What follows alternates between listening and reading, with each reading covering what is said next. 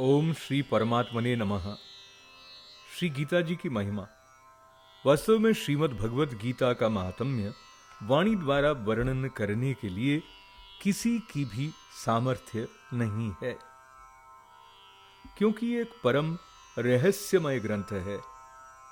इसमें संपूर्ण वेदों का सार संग्रह किया गया है। इसका संस्कृत इतना सुंदर और सरल है कि थोड़ा अभ्यास करने से मनुष्य उसको सहज ही समझ सकता है। इसका आशय इतना गंभीर है कि आजीवन निरंतर अभ्यास करते रहने पर भी उसका अंत नहीं आता। प्रतिदिन नए नए भाव उत्पन्न होते रहते हैं।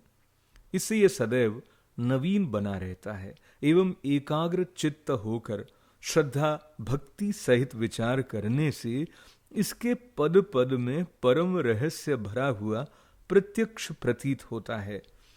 भगवान के गुण प्रभाव और मर्म का वर्णन जिस प्रकार इस गीता शास्त्र में किया गया है, वैसा अन्य ग्रंथों में मिलना कठिन है, क्योंकि प्राय ग्रंथों में कुछ न कुछ सांसारिक विषय मिला रहता है।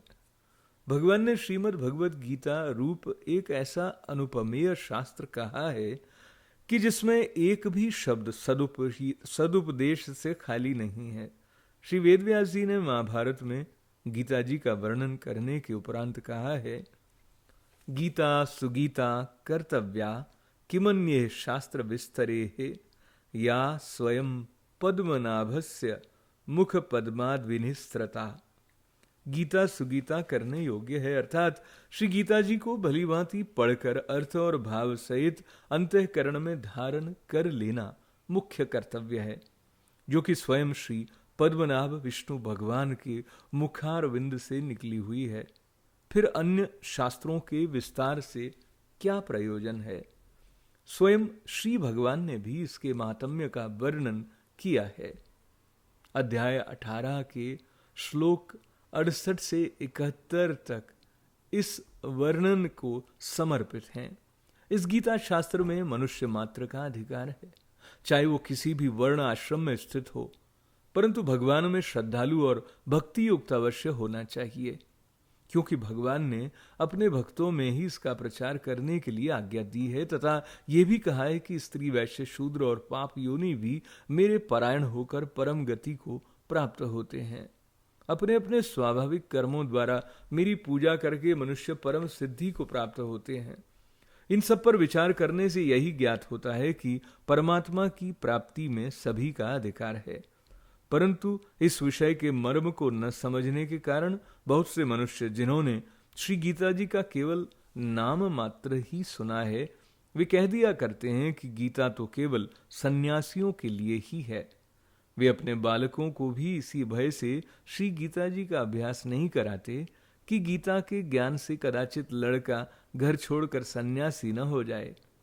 किंतु उनको विचार करना चाहिए कि मोह के कारण क्षात्र धर्म से विमुख होकर भिक्षा के अन्न से निर्वाह करने के लिए तैयार हुए अर्जुन ने जिस परम रहस्यमय गीता के उपदेश से आजीवन गृहस्थ में रहकर अपने कर्तव्य का पालन किया, उस गीता शास्त्र का ये उल्टा परिणाम किस प्रकार हो सकता है।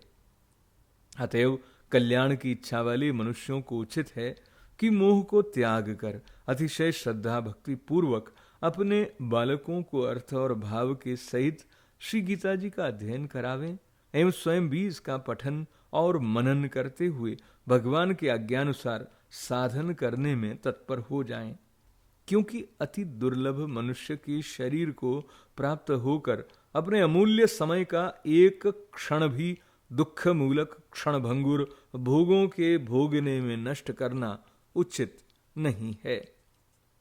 श्री गीता जी के प्रधान विषय, श्री गीता में भगवान ने अपनी प्राप्ति के लिए मुख्य 2 मार्ग बताए हैं, एक सांख्य योग और दूसरा कर्म योग। उनमें पहला, संपूर्ण पदार्थ मृग तृष्णा के जल की भांति अथवा स्वप्न की सृष्टि के सदृश मायामय होने से माया के कार्य रूप संपूर्ण गुण ही गुणों में बरतते हैं, ऐसे समझकर मन इंद्रियों और शरीर द्वारा होने वाले संपूर्ण कर्मों में कर्तापन के अभिमान से रहित होना, तथा सर्वव्यापी सच्चिदानंद घन परमात्मा के स्वरूप में एक ही भाव से नित्य स्थित रहते हुए एक सच्चिदानंद घन वासुदेव के सिवा अन्य किसी के भी होने पने का भाव न रहना, ये तो सांख्य योग का साधन है।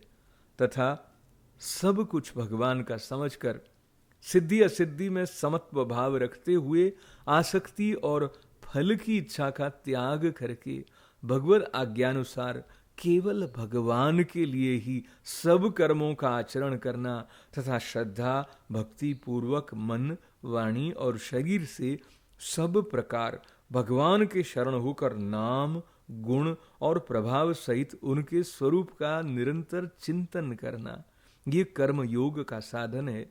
ये दोनों साधनों का परिणाम एक होने के कारण वे वास्तव में अभिन्न माने गए हैं, परंतु साधन काल में अधिकारी भेद से दोनों का भेद होने के कारण दोनों मार्ग भिन्न भिन्न बताए गए हैं। इसलिए एक पुरुष दोनों मार्गों द्वारा एक काल में नहीं चल सकता। जैसे श्री गंगा जी पर जाने के दो मार्ग होते हुए भी एक मनुष्य दोनों मार्गों द्वारा एक काल में नहीं जा सकता। उक्त साधनों में कर्म योग का साधन संन्यास आश्रम में नहीं बन सकता, क्योंकि संन्यास आश्रम में कर्मों का स्वरूप से भी त्याग कहा गया है और सांख्य योग का साधन सभी आश्रमों में बन सकता है।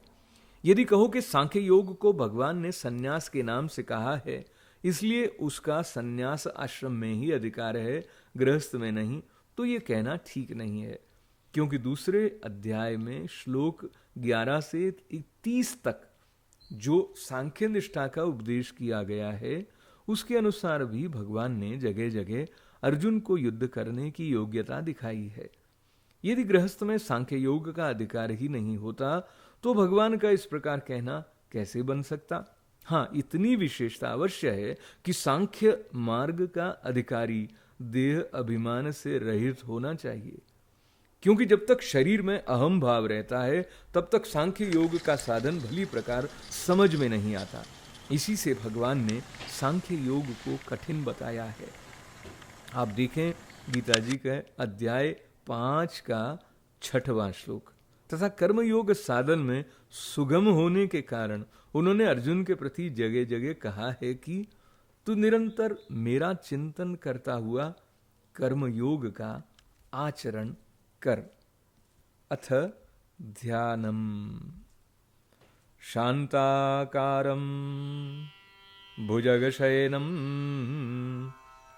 पद्मनाभं सुरेशं विश्वाधारं गगनसदृशं मेघवर्णं शुभांगं लक्ष्मीकान्तं कमलनयनं योगिभिर्ध्यानगम्यं वन्दे विष्णुं भवभयहरं सर्वलोकैकनाथम्।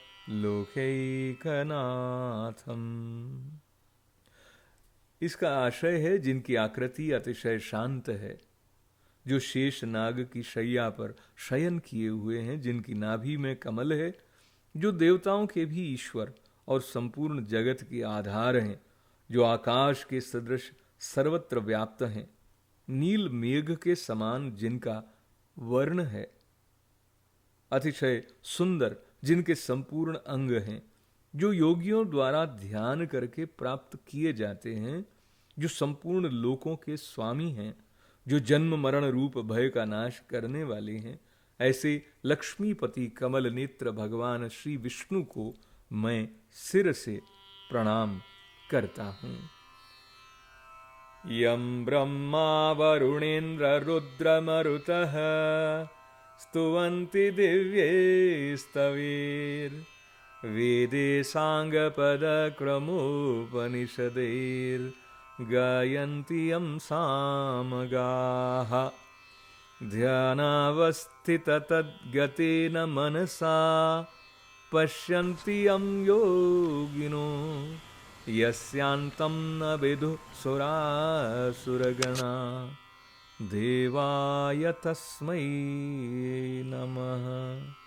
देवाय तस्मै नमः। इसका आशय है ब्रह्मा, वरुण, इंद्र, रुद्र और मरुदगण दिव्य स्तोत्रों द्वारा जिनकी स्तुति करते हैं, सामवेद के ज्ञान गाने वाली अंग, पद, क्रम और उपनिषदों के सहित वेदों के द्वारा जिनका गायन करते हैं, योगी जन ध्यान में स्थित तदगत हुए मन से जिनका दर्शन करते हैं, देवता और असुरगण कोई भी जिनके अंत को नहीं जानते, उन परम पुरुष नारायण देव के लिए मेरा नमस्कार है।